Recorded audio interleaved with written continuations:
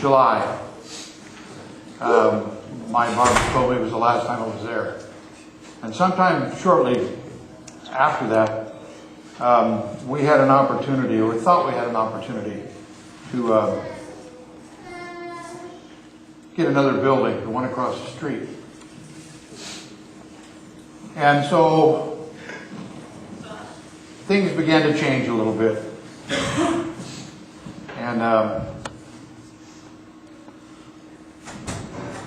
God spoke to me. Amen. And told me that we were going to have a new church. Amen. And so I spoke to you guys and said I was so confident that I would not cut my hair until we got a new church. Oh. Now, let me show you something.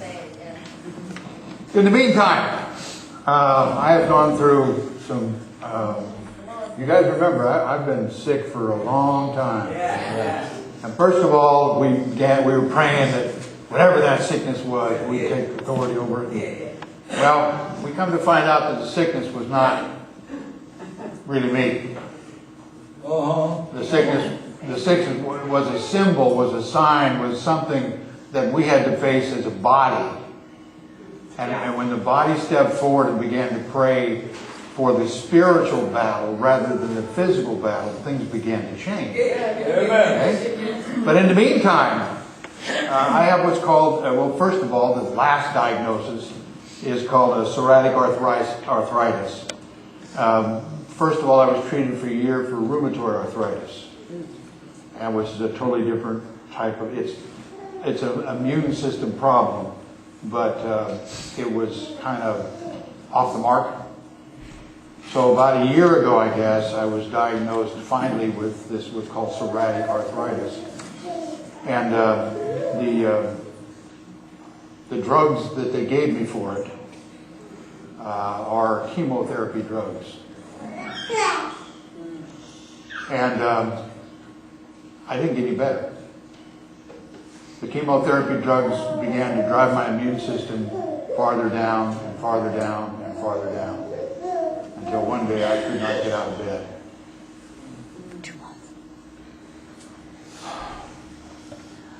Part of the problem that I have with this disease is psoriasis. Heavy scaling. I mean, I look like a leper at times when my scalp breakouts were real bad. So in the time I'm going through this period, I've got this hair down to back there, and I'm struggling through spending 4 or 5 nights a week having to treat this stuff with medicated treatment for my scalp. And I couldn't wear black. I mean, it was horrible. And I went through it. I was trying to figure out what was going on with all of this, and I was struggling with it. And they told me I had pneumonia. Okay, so I go back to this autoimmune specialist, and I said, I've got pneumonia. And he said, well, it's probably from the medication. And the first 2 or 3 times you get it, you shouldn't worry about it. First 2 or 3 times, I said, wait a minute, I have arthritis, and now I've got pneumonia because of the drug you gave me. I'm a little confused here. And so they sent me to do an x-ray, and they said, I knew something was up, and the x-ray technician said, you're going to see your doctor right away, aren't you? I thought, oh, good, this is good. My lungs were a mess. Okay? I had major problems with my lungs. More drugs, more this, more that. Every time they give me something, make it worse. So one day, I said, no more. Amen. I went in and I said to him, hey, you got anything that's not toxic? He said, huh? I said, you got anything that won't kill me? You're trying to kill me.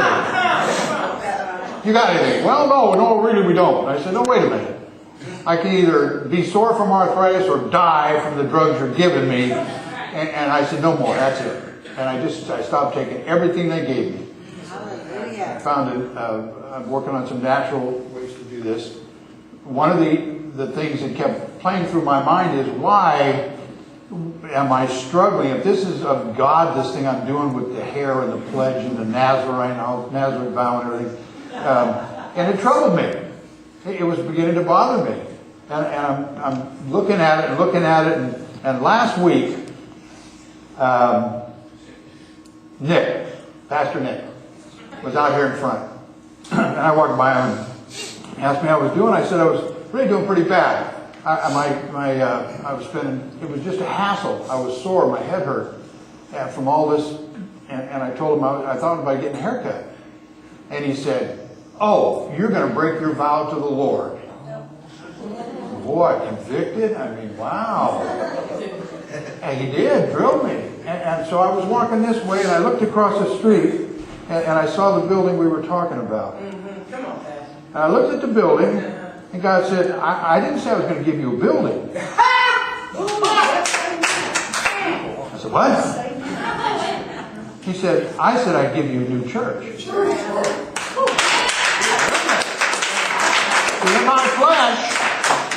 In my flesh, I come to what I wanted. And I played let's make a deal. Give me that building, I'll do this or I'll do that. God said, hey, wait a minute, man. You know, everything you've gone through, everything you've done, probably had. You know what? I didn't say a building. That's right. And let me tell you something. In a year and a half, since God made that promise, this church has changed 180 degrees.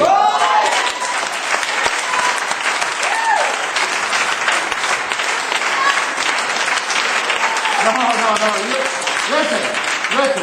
There are people that we have graduated since that May. We've graduated 2 Bible study groups.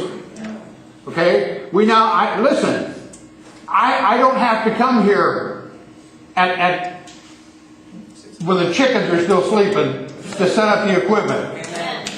I don't have to do every class we ever had. I've got Sophia doing 12 steps of the cross. Michelle's doing it at Gospel Rescue Mission for me. I have a group of deacons that are just dynamite that Tyson's leading. You know what? The church has stood up and began to do what the church should do.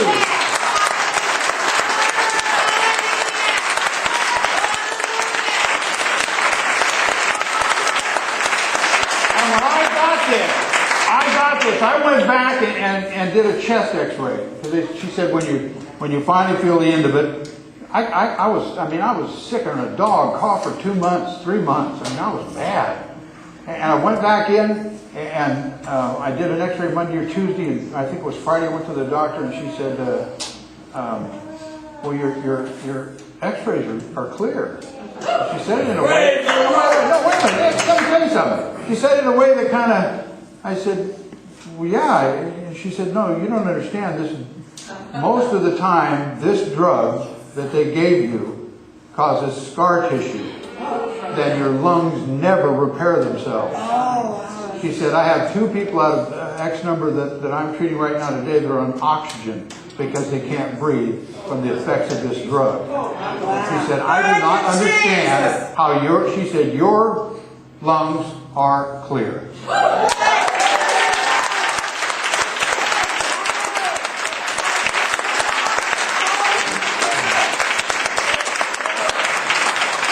Let me tell you something.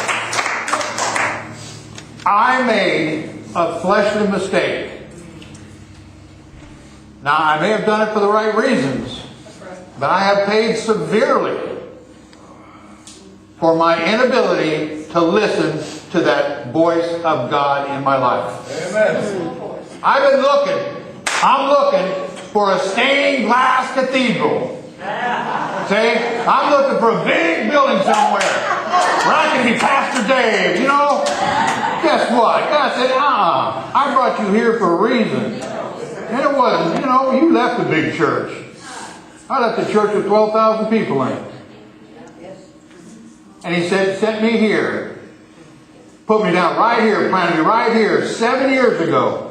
And said, get the job done. And the whole time, I'm thinking about getting his job done, but mine's kind of getting in the way now. Okay, you hear me? Mine's kind of getting in the way. God said, not enough. Now get back where you belong and do what you do best.